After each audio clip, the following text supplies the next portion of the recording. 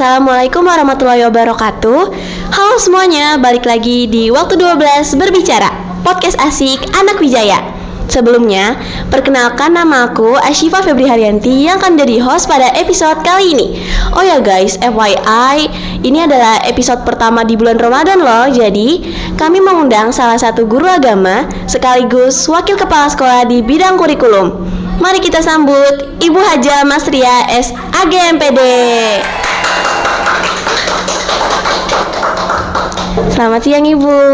Selamat siang. Gimana kabarnya hari ini Bu? Alhamdulillah. Gimana Feby? Alhamdulillah, lancar Bu puasanya? Alhamdulillah.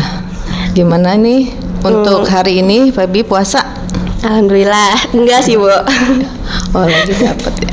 Iya betul.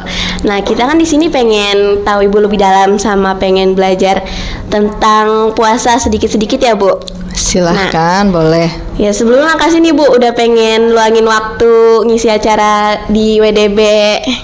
Ya, mudah-mudahan podcast Wijaya 12 semakin keren dan semakin bermanfaat minimal untuk warga SMP Negeri 12 Jakarta. Amin. Nah, kan sekarang pas banget ya Bu, kita lagi ngejalanin puasa di bulan Ramadan. Ya. Terus, menurut pandangan Ibu nih, kenapa sih puasa di bulan Ramadan itu begitu istimewa gitu di dalam Islam sama bagi warga SMP 12? Ramadan ini adalah kenapa istimewa?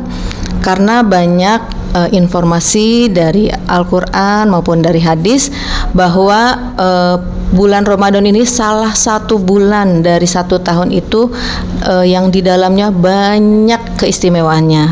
Pertama, di dalam bulan Ramadan itu dibukakan pintu-pintu surga Allah. Ya, kalau namanya pintu surga berarti kita diberikan kebaikan-kebaikan yang sangat banyak sehingga pahalanya surga gitu. Surga itu adalah tempat yang sangat istimewa. Kemudian yang kedua, ditutupnya pintu-pintu neraka nih. Padahal kita mempunyai kesempatan untuk yang lebih banyak lagi beribadah kepada Allah di bulan Ramadan ini dengan pahala-pahala yang berlipat-lipat. Nih kalau misalkan kita di dunia nih sekarang ya, kalau kita ke mall ada banyak diskon, banyak bonus, kira-kira orang-orang banyak mengejar apa enggak ya? Banyak banget. Banyak banget. Pasti. Mau enggak? Mau dong. Ya, sampai mungkin berebutan, berhimpitan. Begitu juga sebetulnya harusnya Ramadan ini diperlakukan seperti itu. Kita umat Islam harusnya berlomba-lomba melakukan amal kebaikan selama bulan Ramadan. Dan satu istimewanya lagi, di dalam Ramadan itu ada satu hari atau satu malam yang nilai pahalanya itu sama dengan 1000 bulan. Masya Allah. Kita aja mungkin usia 1000 bulan itu sama dengan 83 tahun 4 bulan. Kita aja usia belum tentu ya sampai usia segitu. Betul. Itu diberikan ke pahala yang sebegitu banyak ya. Itu adalah salah satu keistimewaan bulan Ramadan. Makanya kita harus semangat ketika memasuki bulan Ramadan, banyaklah berbuat kebaikan ya. Ngomong-ngomong tentang keistimewaan Ramadan Ibu, kan tadi Ibu ada ngejelasin tentang satu malam. Ya. Kira-kira tuh disebutnya apa sih Bu? Sama pas kapan itu malam harinya? Dalam satu bulan Ramadan itu ada namanya malam keistimewaan, namanya malam Lailatul Qadar ya. Satu malam nilainya dengan 1000 bulan. Hanya saja kalau misalkan dikasih tahu nih Feby, nanti malam Lailatul Qadarnya malam ke-7 atau malam ke-10, jangan-jangan orang hanya melakukannya di malam itu gitu ya. Makanya ada rahasia di malam Lailatul Qadar. Jadi semua manusia akan berlomba-lomba dari mulai awal Ramadan sampai akhir Ramadan. Di malam mana kita tidak tahu. Yang jelas Allah menyediakan dalam satu bulan itu satu malam yang istimewa ya. Kita nggak tahu nih kapan gitu ya. Tapi kalau menurut riwayat hadis Nabi bahwa malam itu biasanya di malam-malam ganjil setelah di hari ke-20, misalkan malam ke-21, 23 dan seterusnya. Tapi wallahu alam ya, hanya Allah yang tahu kapan turunnya malam Lailatul Qadar. Berarti malam itu tuh kayak malam yang limited edition waktu saat puasa ya. Sangat-sangat. Kalau misalkan orang yang berharap itu dapat, dia akan berusaha dari mulai malam pertama Ramadan sampai malam terakhir Ramadan ya. Nah, kan kita kan sebagai seorang pelajar nih iman kita tuh kayak masih naik turun gitu Bu. Iya. Tapi kita pengen terus deketin diri kepada Allah. Nah, di siang hari kayak waktu puasa, pikiran kita udah lapar, haus, pengen cepet-cepet buka. Jadi pikiran kita tuh buyar sama pelajaran Bu. Nah, kan menurut Ibu nih, cara kita biar kualitas pembelajarannya selama bulan Ramadan tuh gimana sih Bu? Biar pikiran kita tetap fokus sama mapel yang lagi dijelasin sama guru. Ya memang salah satu tantangan juga ya. Kita sedang kondisi puasa, mungkin perut kita lagi kosong ya, kita mungkin posisi lapar, haus, tapi kita juga harus fokus. Makanya disitulah harus ada tips-tips ya untuk puasa. Misalkan kita sahurnya ya, menu makanannya seperti apa, dan jangan sampai sahur itu terlalu malam ya. Sebaiknya menurut Nabi sahur itu di ujung atau mungkin di ujung waktu mau subuh ya, ataupun di waktu kalau kita kan ada imsak tuh ya, jadi menjelang imsak kita baru sahur, sehingga posisi laparnya tidak lebih diminimalisir lah ya, sehingga ketika aktivitas di siang hari kita tidak terlalu kelelahan karena kita makannya tidak terlalu larut malam gitu ya. Berarti kalau kita misalnya sahur nih, kita boleh makan banyak nggak Bu? Jangan terlalu banyak juga. Yang penting seimbang, kan ada namanya bergizi, seimbang, variasi ya. Apa tuh B2SA tuh ya? Iya. Ya bergizi, variasi, sehat ya, dan aman gitu ya. Jadi jangan kadang-kadang anak-anak sekarang makanannya itu Fast food. Oh ya, fast food ya. Kemudian hanya mengejar seolah-olah enak di lidah aja. Padahal di dalam tubuhnya banyak hal-hal yang tidak bermanfaat gitu. Betul Bu, ya. betul. Nah, kita kan juga waktu hari libur tuh, waktu puasa, kita bawaannya tuh pengen tidur gitu sampai sore. Terus ngelewatin banyak hal gitu aja, sia-sia kan waktu kita Bu. Nggak ada kegiatan keagamaan gitu. Nah, gimana sih Bu biar ibadah kita nih di bulan Ramadan biar lebih khusyuk sama lebih bermanfaat? Ya, memang salah satu hadis juga mengatakan bahwa orang yang puasa itu tidurnya aja ibadah. Tapi bukan berarti mengartikan ibadahnya itu ibadah tidur terus gitu ya. Tapi kita diseimbangkan dengan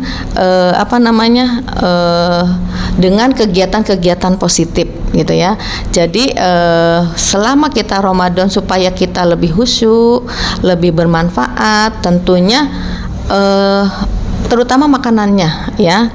Jadi ketika buka puasa ya kan banyak tuh, karena dari pagi sampai sore kita nggak makan nggak minum, kadang-kadang makanannya itu sekenyang-kenyangnya gitu ya. Akhirnya kekenyangan, kemudian akhirnya ngantuk, akhirnya harusnya tarawih tidak tarawih, harusnya sholat malam tidak sholat malam. Itu menurut Ibu sangat merugikan momen-momen di bulan Ramadan gitu ya. Jadi kayak kita harus ngelakuin minimal ya kegiatan keagamaan taraweh gitu ya Bu ya. Iya. Nah juga nih, kan kita cuma tahu yang batalin puasa itu makan dan minum ya Bu. Iya. Harusnya masih banyak lagi dong yang bisa batalin.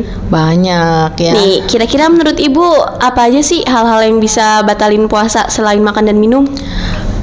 Kalau membatalkan puasa itu yang jelas makan dan minum dengan sengaja, muntah dengan sengaja gitu ya. Atau kemudian yang paling penting juga misalkan kalau suami istri ya, itu kan kalau udah keluarga ya. Tapi kalau yang belum ya nggak usah dibahas itu ya. Yang paling penting juga adalah menahan emosi ya. Menahan emosi, kadang-kadang mungkin usia-usia kalian itu suka ceplas lah. Kadang-kadang mungkin tidak hanya verbalnya melalui tulisan bisa membuat orang emosi nggak? Bisa ya. Itu juga ya kita kita kurangilah, kita jaga jangan sampai batal gara-gara kita iseng menulis sesuatu di media sosial mungkin, atau mungkin japri tetapi membuat emosi orang gitu ya. Kalau semisal kita cuma ngomong kasar itu bisa ngebatalin puasa nggak Bu? Ya mungkin tergantung ya kasarnya seperti apa. Kalau kasarnya menyakiti orang lain ya udah pasti membatalkan puasa mungkin bukan membatalkan tetapi mengurangi pahala puasa ya. Udah gitu. Ya, jadi mengurangi pahala puasa, sayang gitu ya. Kita udah lapar-lapar, udah haus-haus tapi nilainya nggak bernilai gitu. Sayang banget Iya, puasanya, sayang. jadi kayak dilakuin gak apa-apa, tapi nggak dilakuin Sayang juga, iya. ya jangan. Ya etika lah ya, kita juga tetap kan puasa itu endingnya itu adalah untuk menjadikan orang bertakwa ya. Orang bertakwa itu berarti etikanya bagus, ibadahnya bagus. Jadi jangan hanya sekedar puasa, tidak makan, tidak minum, selesai. Tetapi ending dari orang yang berpuasa mengosongkan perut, berlapar-lapar, kemudian menahan segala macam, endingnya itu berarti takut bertakwa kepada Allah Subhanahu wa taala gitu ya. Nah, aku juga pernah dengar nih Bu, kalau di agama lain tuh punya puasa lain kan, yang 40 hari dari siang ke malam. Nah, menurut Ibu tuh perbedaan puasa Ramadan di Islam sama puasa agama atau budaya lainnya tuh apa Bu? Ya, memang agama-agama lain juga ada tuntunan puasa ya. Apa namanya, ada misalkan agama Buddha, Konghucu atau mungkin Kristen gitu ya, tetapi pelaksanaannya saja mungkin yang berbeda gitu ya. Tujuannya mungkin ya wallahu alam ya, kita tujuannya apa, yang jelas kita puasa di dalam bulan Ramadan ini mengikuti ketentuan di dalam Al-Qur'an maupun sunnah ya. Yang kita mulai dari terbit fajar sampai terbenam matahari, tidak makan, tidak minum, kemudian mungkin tidak berhubungan seksual, kemudian menjaga hawa nafsu dan lain sebagainya. Itu ketentuan puasa di dalam Islam. Kalau di luar Islam kadang-kadang hanya menjaga vegetarian. Dia hanya vegetarian gitu ya, tidak memakan hewan, daging dan lain sebagainya gitu. Kalau kita kan semuanya tidak makan dan tidak minum apapun itu dari mulai pagi sampai terbenam matahari. Nih, berarti kalau misal kita masih kecil nih ya Bu, itu puasa setengah hari nggak apa-apa Bu, tetap diterima? Kewajiban puasa itu kalau dia sudah balik ya. Kalau sudah balik, kalau misalkan dia belum balik masih tahapan belajar ya nggak apa-apa setengah hari ya. Okay, jadi Bu, melatih apakah misalkan kalau baru sampai jam 9 gitu ya, atau misalkan sampai jam 12, nanti nambah lagi untuk melatih aja, untuk belajar nggak masalah, karena masih belum balik itu belum ada tanggungan dosa maupun pahala. Kalaupun dia puasa berarti pahalanya untuk orang tua. Kalau misalkan dia tidak puasa juga tidak berdosa gitu. Nah, kan aku juga pernah lihat nih di media sosial gitu ya Bu, ada orang lagi puasa tapi dia tuh sering banget mandi sama suka berenang. Kalau kayak itu tuh hukumnya makruh atau gimana Bu? Ya, sebaiknya sih menghindari dari hal-hal yang membatalkan puasa. Karena kan kalau renang itu kita nggak tahu nih air yang masuk ke dalam mulut ya, atau ke mungkin organ badan yang lain atau apa, yang jelas mungkin melalui hidung kehirup dan lain sebagainya, kita kan nggak tahu nih. Jadi kalau menurut Ibu sih selagi kita dalam kondisi puasa, hindari hal-hal yang akan menjerumuskan ke hal-hal seperti itu, sehingga ya sayang aja gitu. Kalau bisa sih ya tundalah untuk kegiatan-kegiatan yang tidak bermanfaat, yang khawatir akan membatalkan puasanya. Oh ya Bu, katanya kalau kita buang angin dalam air itu juga membatalkan ya Bu? Sebetulnya ya bukan membatalkan puasa sih ya, karena kan hal-hal yang keluar dari organ kita kan seolah-olah kita terbuka tuh ya, karena mengeluarkan gas. Khawatirkan kalau di air itu kan berarti ada hal yang masuk lagi gitu. Itu yang dikhawatirkan gitu ya. Walaupun mungkin hanya udara ya, hanya udara keluar, kan ada yang keluar. Di saat ada yang keluar itu bisa jadi khawatir ada yang masuk gitu. Itu yang dikhawatirkan.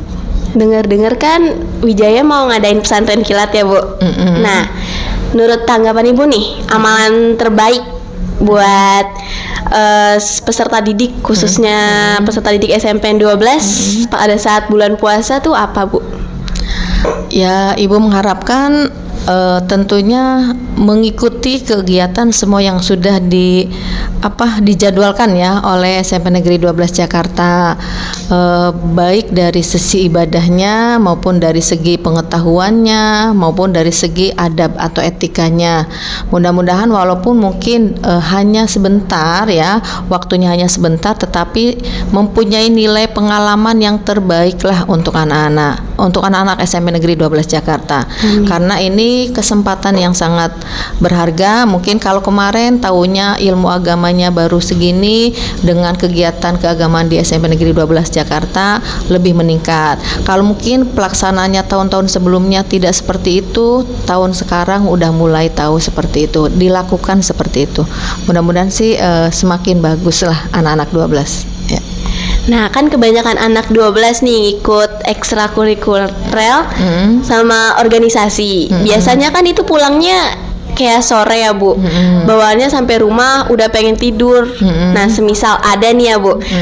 Kita tidur dari sebelum maghrib, sebelum berbuka, sama setelah terbitnya fajar. Jadi kita ketinggalan berbuka puasa sama sahur. Nah, kalau kayak gitu tuh puasanya sah nggak sih, Bu, buat esok harinya? Itu sudah berapa jam itu? Kebanyakan tidurnya ya. Tapi seandainya ada hal-hal seperti itu, yang tidak dosa ya, yang tidak dosa itu jika kita kan berarti kan dia meninggalkan tidak hanya berbuka aja ya, dia tidak sholat maghrib, dia tidak sholat isya, tidak sholat subuh gitu ya, dan dia tidak sahur. Untuk itu makanya anak-anak harus menghindari perbuatan-perbuatan seperti itu sehingga tidak terjadi seperti ini. Kalau untuk masalah batal atau diterima puasa, ya sebaiknya besok berarti harusnya kan puasa, ya kan? Harusnya puasa gitu. Walaupun mungkin tidak sahur, tapi kalau melihat dari durasi sangat panjang itu kan sangat tidak memungkinkan. Bisa aja dia berbuka membatalkan puasanya pada hari itu dan mengganti puasa di hari-hari lain setelah Idul Fitri gitu ya. Nah, buat kita nih para siswi, nah itu semisal kita saat waktu zuhur kita lagi berhalangan, tapi waktu asar kita udah suci dari haid. Nah, kalau kayak gitu harus mengqadha sholat zuhur atau gimana, Bu? Sebetulnya ketentuan sholat itu nggak ada sholat qadha ya. Adanya sholat jamak, sholat qashar, sholat jamak qashar. Kalau qadha itu hanya untuk puasa ya, misalkan selama bulan Ramadan nggak bisa karena sakit atau yang lain-lain ya, akhirnya harus mengganti. Qadha itu kan mengganti di hari lain. Kalau sholat itu hanya jamak qashar atau jamak qashar. Jadi seandainya yang haid ini sudah suci dari mulai zuhur, ya harus segera mandi wajib, kemudian wudhu dan sholat zuhur. Meskipun mungkin taunya sudah jam 2 atau mungkin menjelang asar nggak apa-apa gitu ya, jangan dirapel. Kalau dirapel nggak bisa ya. Kalau ketentuan sholat itu harus sesuai dengan waktunya ya. Yang qadha itu adalah mengganti, artinya itu hanya bulan puasa ya. Kita batal di bulan Ramadan, diganti di bulan yang lain ya. Nggak terasa banget ya, kita ngobrol seru nih, udah lama durasi juga. Oh gitu ya. Ini terakhir nih, Bu, udah ya. Bagi ilmu juga. Dan buat kalian semua, semoga ilmu yang diberikan sama Bu Imas bisa memotivasi kalian ya. Terima kasih sudah menonton episode podcast kali ini. Sampai jumpa di episode WDB selanjutnya.